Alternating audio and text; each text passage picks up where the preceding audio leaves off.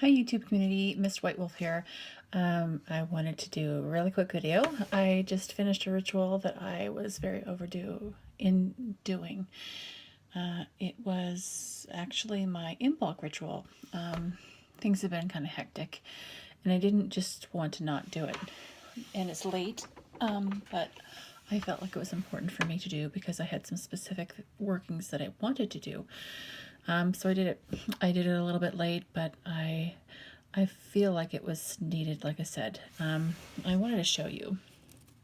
I'm not sure if in my last video I had a chance to, but I made a Bridget doll. And this is her.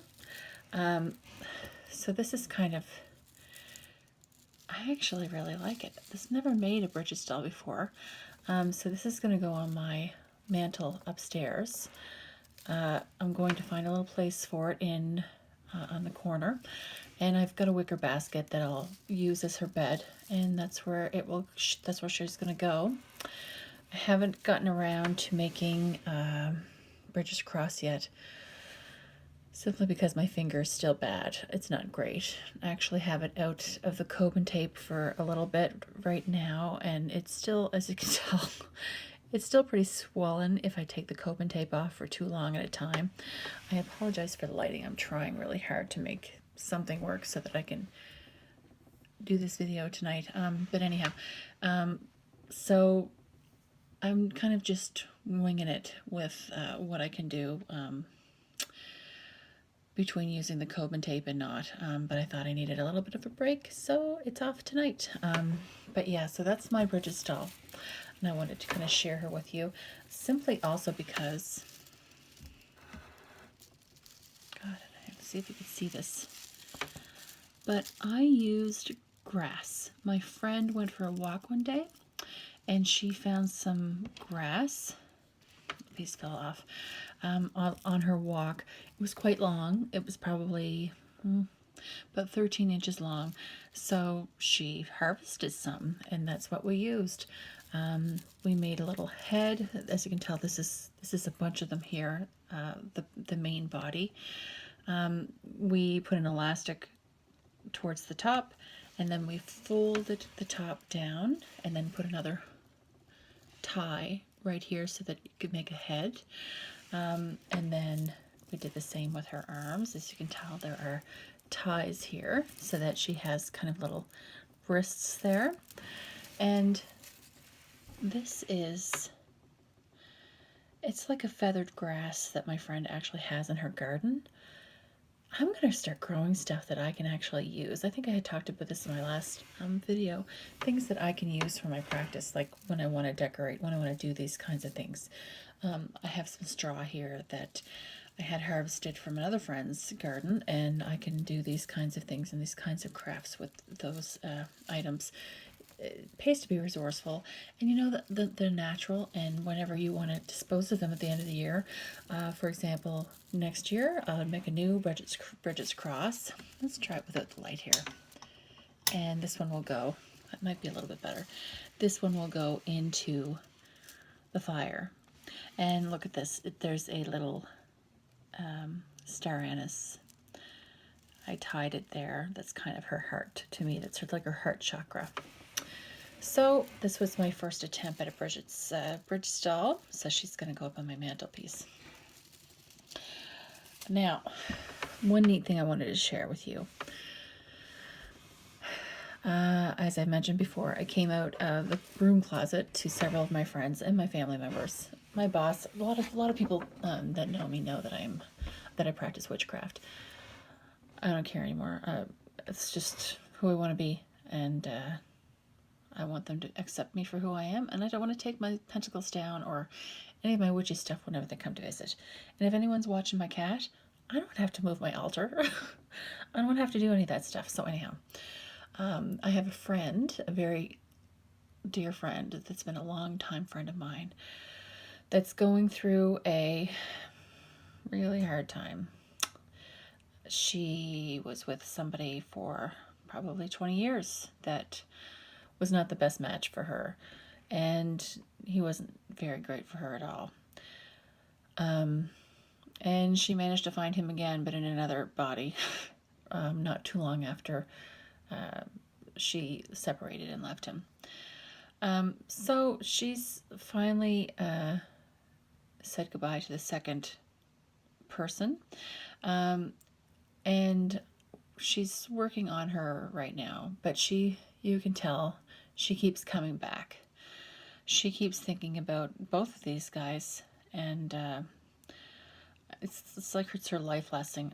I don't know, that she's got to get over these narcissistic personalities. She's, I think she's got some self-confidence issues. She needs to work on her. So, anyhow, she knows that I practice witchcraft, and I told her that she has her own place now, so I wanted to make her a little housewarming gift, and I was going to do something a little extra witchy about this housewarming gift when I gave it to her, and I had to let her know what I was going to do, because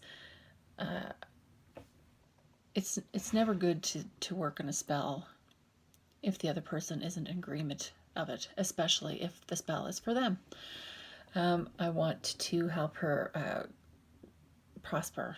I want her to help herself heal, rather than looking for it in someone other than herself. I want her to help her find the tools within herself, or not far from her own entity, to be able to heal herself. So what I'm going to do is a little bit of candle magic. This is a green candle. It's for a number of things, but green, some people associate pink with love, but green also can be love. Green is also for health. It's also for abundance. It's for prosperity. It's for money too. It's all kind of related. But I'm going to use this for prosperity and for health and for self-love, because I want my friend to start to love herself, and to start to believe in herself, and to start caring for herself, and to stop looking for this kind of thing through a man. And I've told her this already. So this is what I'm doing here is no surprise to her, because I've given her that advice. I'm just going to give it a little bit of oomph by doing some candle magic with it, and I will let her know exactly what I've written on this candle. And I'm going to paint a clay pot. This is a terracotta pot. I think you might have seen some of the pots that I have upstairs.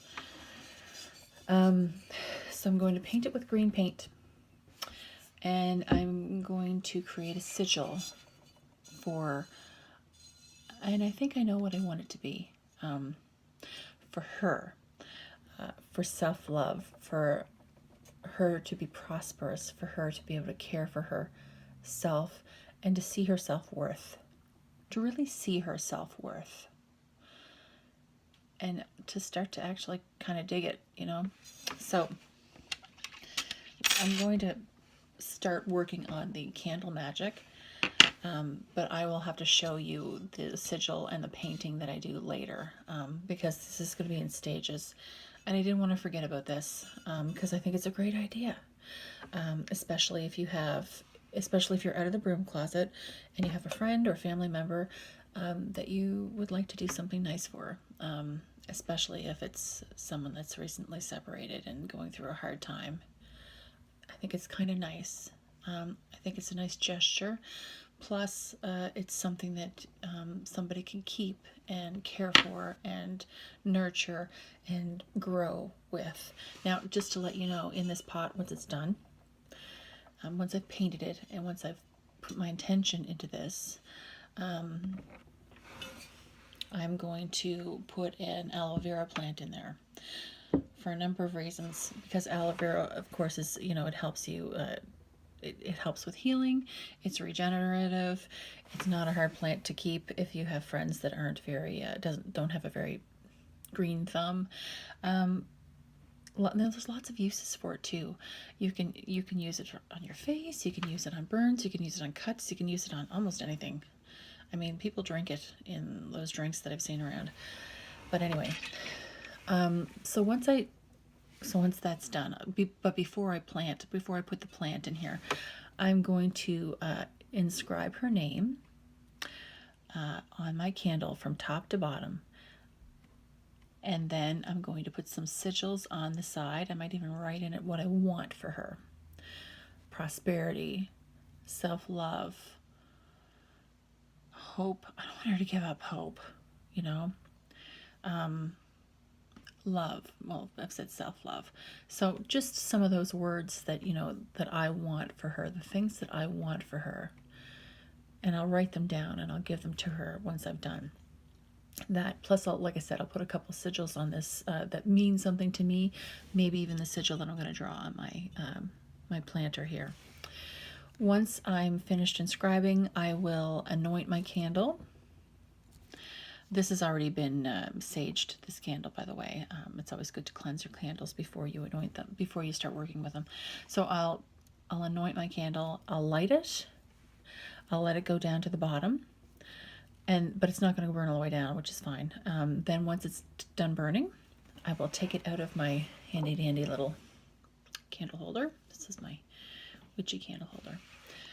And I will, once it's finished, I will take it out of the holder and I will bury it in the plant pot, because all of this intention is also going into the plant, which I'm putting, the plant pot, which I have put an intention into the soil, which I will put intention into, which I will focus on and put my intent and my energy into, along with the plant that I have. It's a baby to one of my plants that are upstairs. And I'll put my intention into the plant itself. So the whole thing is a living being full of intention, along with the sigil that's on this planter. So what better gift for a witch to give her non-witch friend than something like that, you know? It could be for anything, as long as, you know, as long as your intention is good, as long as the correspondences work for you, and as long as the other person knows. Now, here's the tricky part with that. I want her to know as well, and I'm going to tell her that just because I've done this, I've burnt the candle, I put my intention on the candle, I've focused on it, I've done my little spell, I put it in my plant pot, I bury it with soil, I put my plant in here. This whole thing is just a pot of intention. She still has work to do. The witch doesn't just do everything for you. It's just like, you know, you just don't wish upon a star and turn your back and just, well, if it's meant to happen, it'll happen. I mean, you know, some things, you know, sure, but you still have to put your own energy into it. You still have to work at things, you know. You might have to, she's going to have to read some books. She might have to go to some counseling sessions. She's probably going to have to reach out and grow her circle of friends. She might have to stay away from guys for a little while. That would be nice. She's probably going to have to do some self-care, you know, to build herself up. And that's exactly what I want her to do. That's what this whole thing is about. But she's got to put the work into it. This is just a spark that helps. What she does is the stuff that sticks. So that's what I'm going to tell her. And I think if any witch is doing this for their friends or their family, that is what they need to tell them. Because sometimes things don't work out, and it could be for a number of reasons. But you have to put your own energy into your own self and your own response, which is what she's going to have to do. So anyway, I wanted to share that little idea. I'm sorry I went off on a tangent at the end of it there, but I wanted to share that little idea in case you have friends that are similar, or just friends that needs a little something. And if you really want to do something for them that you put your energy into, and your love and your affection and your thoughtfulness, and it's work, it's witchy work. This is the stuff that we're meant to do. Even if it's just little things, it's still steps in the right direction.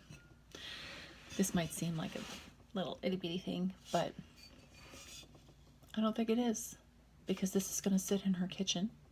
She's going to see this and she's going to be reminded, that this is hers, and this is her pot of intention. This is the stuff that magic is made of. So anyhow, feel free to use that idea. Maybe you already do. If you have any comments or anything that you'd like to share, please do. And we'll be talking to you again. Blessed be everyone. Have a great night. Bye now.